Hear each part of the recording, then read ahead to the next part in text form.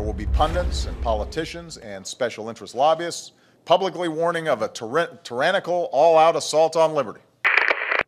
Alex Jones here for Infowars.com with a special report. Most people that watch television or even YouTube know that last Monday I debated Piers Morgan and got in his face and said, look, you're coming for our guns to enslave us. America is becoming a police state tyranny. Back off.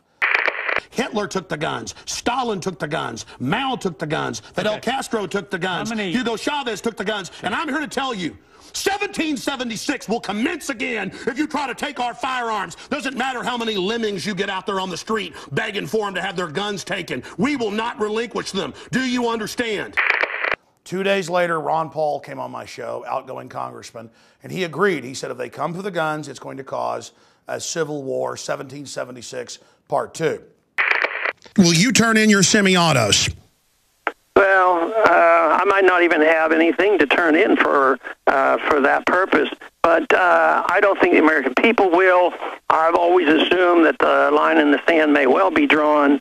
If the federal agent marches in unannounced and they say, well, give me your gun and give me your gold, I don't think we'll do that, calmly. I think the American people will highly resent it and resist. Now, as soon as I got off Piers Morgan, the White House released a press release and said they were watching and responded to our petition, your petition, to deport Piers Morgan for engaging in political subterfuge and trying to overthrow our Bill of Rights and Constitution. So we know they were watching. It became the biggest story in the country and the biggest story on Twitter for 2 days straight. It's had like 15 million views online on YouTube alone. So we know the White House is watching. We also know that it's come out in Homeland Security documents that myself and Matt Drudge have been basically investigated and surveilled and are in secret documents concerning the TSA because we've been covering their out-of-control violations of the Fourth Amendment and conditioning the public to basically be slaves.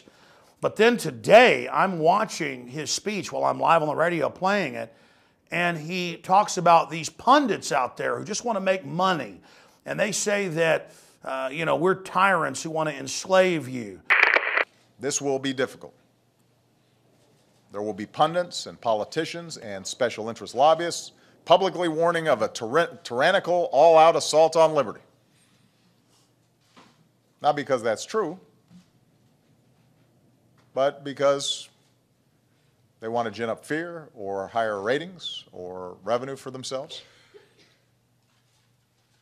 And behind the scenes, they'll do everything they can to block any common sense reform and make sure nothing changes whatsoever.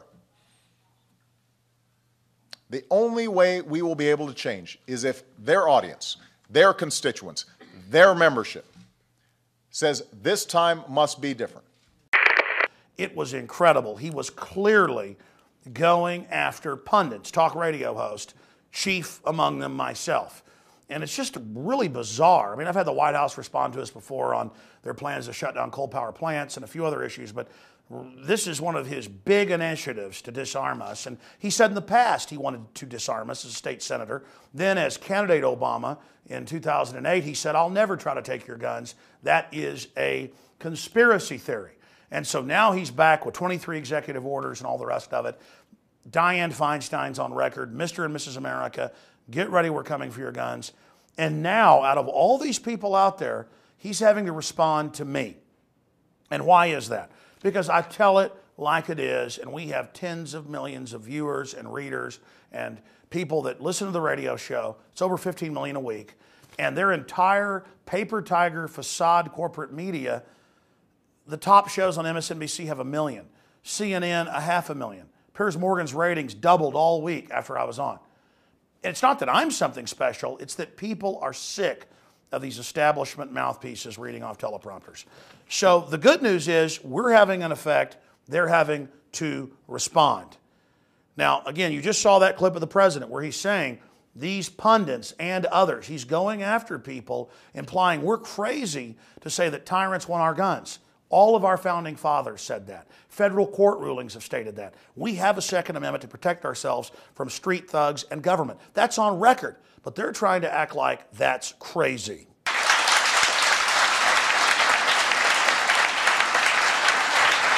In closing, we know that Obama is deceptive. We know he's lied about everything across the board. I mean, he told poor people he wouldn't raise their taxes, and that's who they targeted. And I can make a firm pledge. Under my plan, no family making less than $250,000 a year will see any form of tax increase. Not your income tax, not your payroll tax, not your capital gains taxes, not any of your taxes. Almost all poor folks got payroll tax increases. It is so cold-blooded. And every day now, Fox Sports says you're in the Klan if you own a gun. The NRA are enablers of mass murderers.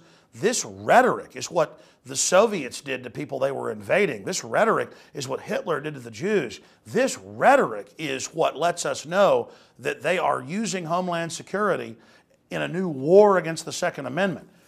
And to confirm that, I saw a clip today, and we're going to play a short excerpt of it. The full thing is even more amazing, of Bob Schaefer on CBS saying, look, presidents beat Hitler. No, people like my grandfathers did. And presidents, got civil rights, and presidents did all this. We can get restrictions on guns. We can beat the gun lobby. And he means the Second Amendment and the American people. These are all elitists with bodyguards that live in gated communities.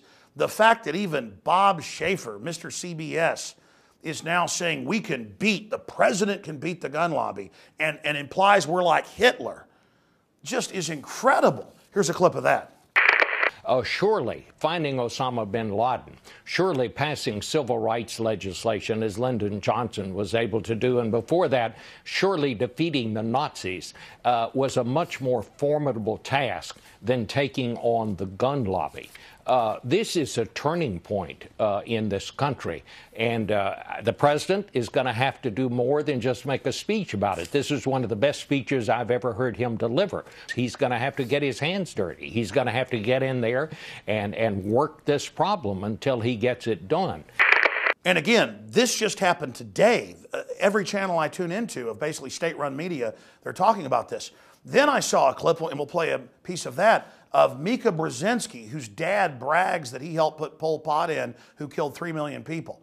I mean, a total technocratic tyrant who promotes slavery worldwide. This monstrous woman with the so-called conservative Scarborough is on there, and they play the NRA commercial that points out that President Obama, but also people like Gregory on NBC and others have armed guards at these government protected private schools, and that taxpayers in many cases are paying for it, and that it's hypocritical that everybody, even poor people, deserve to protect themselves, and that overall gun crime is going down because there's more guns out there in the hands of good guys. Are the president's kids more important than yours? Then why is he skeptical about putting armed security in our schools when his kids are protected by armed guards at their school? That's a real ad. Yeah. That, my friends, is political pornography. That's one of the grossest things I've ever seen in my life. Yeah. Joe, what's wrong with these people, Mika? Putting out an ad talking about the president's daughters? They are out of step, out of the mainstream, totally out of sync with what's going on in our society. And quite frankly, after seeing that, I think some of the people who run that thing are sick. And Scarborough takes his glasses off. I've never seen anything this insane. And the other guy says, this is pornography. On and on and on. They act like it's preposterous, and whoa, the NRA blew it on this one, because they're scared to death of this. Remember when the NRA pointed out that Israel armed their teachers because of mass shootings happening by terrorists, and that it totally stopped? That's a well-known fact. But they came out and said it didn't exist. And said, ooh, NRA got it. Whoa. Israel even came out and said they were wrong. Those aren't mass shooters, those are terrorists. Because of the hypocrisy of government elitists, rich elitists with their bodyguards, Dianne Feinstein with her concealed carry and her bodyguards. If that ever comes out, their debate is over. if we ever make the Second Amendment about what it really stands for, populist power, not the government armed to the teeth with 1.6 billion bullets and predators and drones and checkpoints and militarized police, but us armed to protect ourselves, our families from thugs and corrupt governments. As Thomas Jefferson said, you won't need the Second Amendment until they try to take it. As George Washington said, number one liberty is the right to defend yourself, the Second Amendment. Our country was born out of this, and they try to get up there and as bad actors, I've just never seen anything that's discrediting. I mean, I'm ashamed to be an American, she said. Well, you're not an American. You're a globalist scum. You're a would-be dictator. You're a thug. You're an authoritarian pig, like your degenerate technocratic father. And you're up there with the disgraced congressman, who basically had to step down after a dead body was found in his office. I mean, you guys are a sick joke.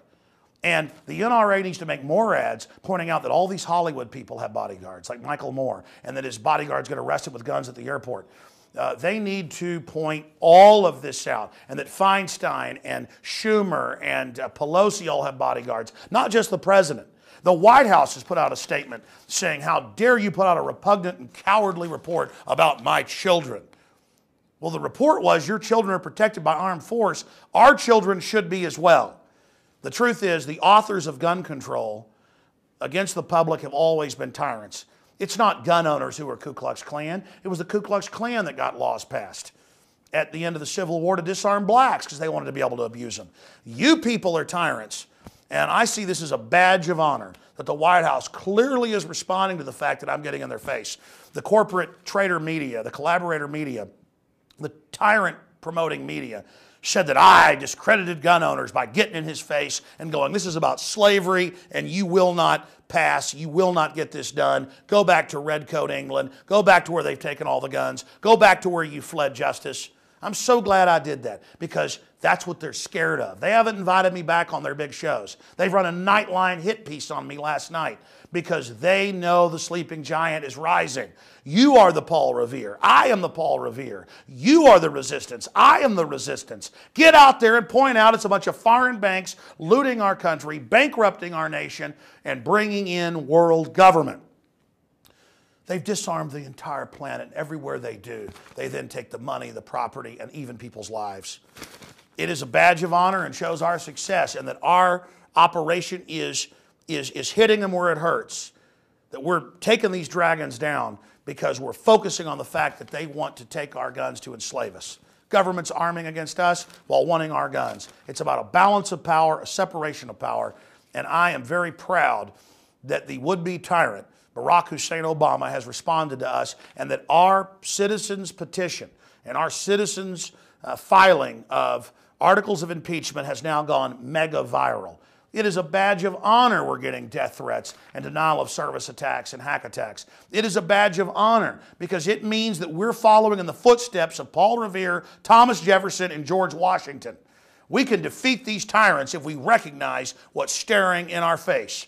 Again, if you are watching this transmission, you are the 21st century version of Paul Revere. Ride and ride hard from every mountain and every valley, from the low places and the high, that the tyrants are here and the time to take our republic back has now come.